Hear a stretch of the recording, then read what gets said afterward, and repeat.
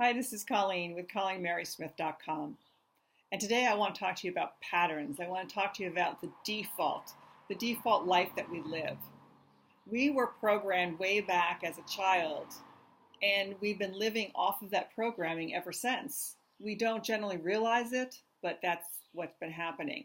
And that programming is what has been impacting our decisions, our feelings, how we react to things. It impacts every area of our life.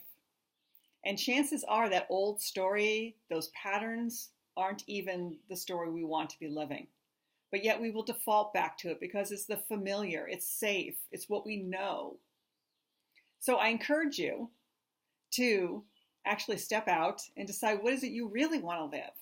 What is the life you really want to have? But the first thing to changing any of those patterns is awareness. And you need to do this consciously. It doesn't just come. You have to consciously say, I am going to do this. I am going to start listening. What am I saying to myself? You have a conversation going in your head day in, day out, 24/7, and it repeats the same things over and over and over again. And generally those comments are not empowering. They are not helpful to living a more empowered and inspired life. So first, what are you saying to yourself? Second, how can you change that? Change the wording. Change it to a positive, empowering thought rather than a disempowering thought. So note those. Write them down. Be an explorer. Be observant. What is it that's going on inside your head? Secondly, what is the story you want to be living?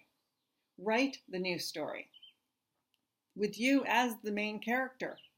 Who do you want to be? How do you want to feel? What do you want to have?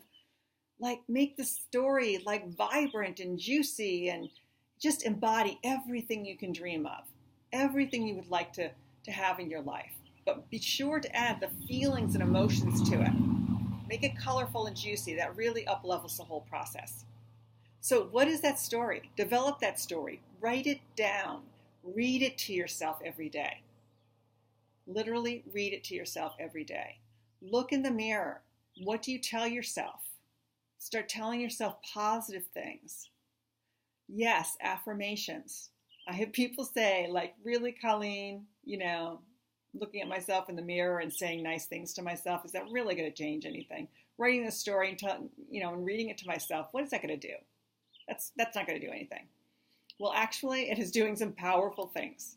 And that's a cool thing about it. It's not hard to do, and it's really doing amazing things, because what it's doing is it's rewiring your brain.